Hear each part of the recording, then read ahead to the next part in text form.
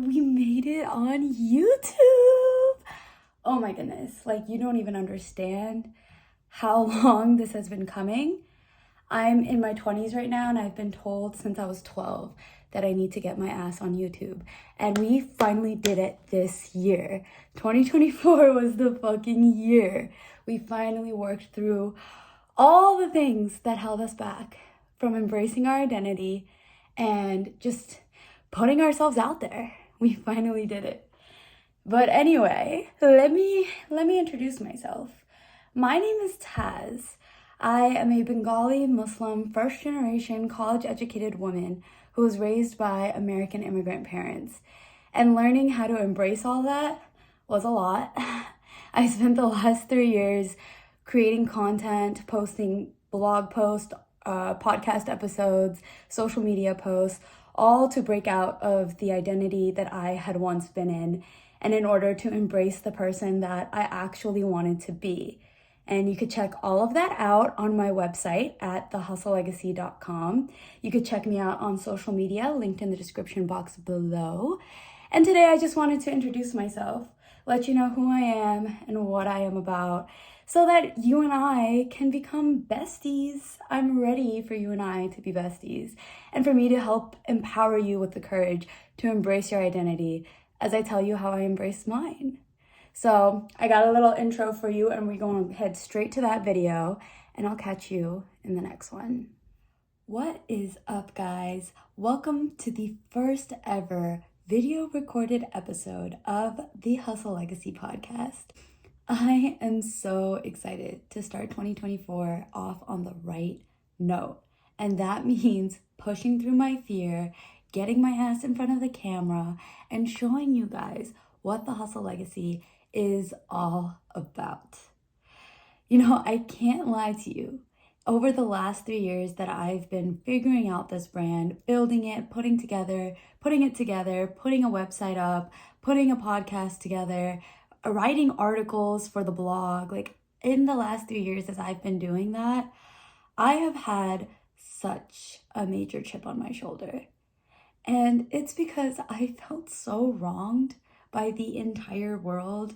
I felt wronged for the biases that exist, and I was hell-bent on figuring out how I was going to single-handedly undo all of the biases that humanity has created over the dozens of generations that have existed. Which is crazy. That's crazy. Like, we can't do that. That is not what we're in the business of doing. And it took me a long time to understand that, to get the fact that I just can't change the world overnight. Like, that's not how it's going to work. But the reason why I felt the need to do so is because I thought that was my only way to find happiness. I thought there was no way I could be happy in a world that literally tells me that everything that I am is meant to work against me. What do I mean by that? I'm Bengali, which, if you don't know where Bangladesh is, it is a country next to India that used to once be East Pakistan and only became Bangladesh in like the 1960s, 1970s.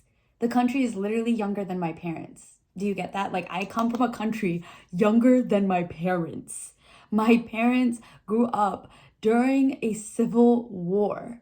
And then on top of that, I'm Muslim, which is a very hated religion. Listen, my faith is my faith, but at the end of the day, I was born in 99, 9/11 happened in 2001. America wasn't very fond of Muslims while I was growing up, which made me internalize a lot of hatred for who I am. Besides being Bengali and Muslim, I am first generation, which meant I could not relate to a lot of the people in my life. I could not relate to the lives that my peers and my friends lived, and I didn't want them to know that.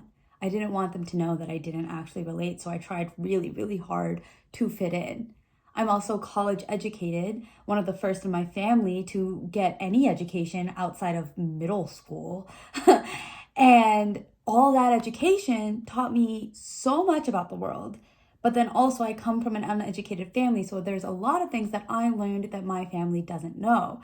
And being able to understand how I fit into this, like being able to understand, like, wow, I made it. I'm super educated. Like, this wasn't supposed to be the deal for me. This wasn't in the cards, but we made it out here. But now that education taught me a lot of things to be mad at. It taught me a lot about our history, our politics, about why my family is struggling the way that we are.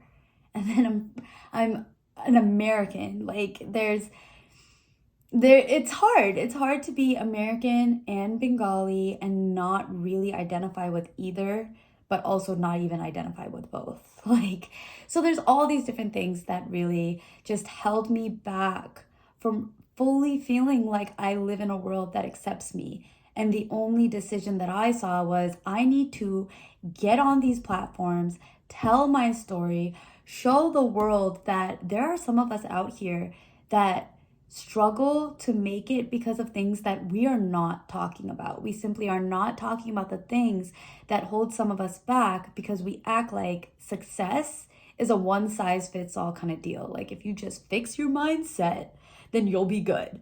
And I agree with that. Your mindset is a big part of things.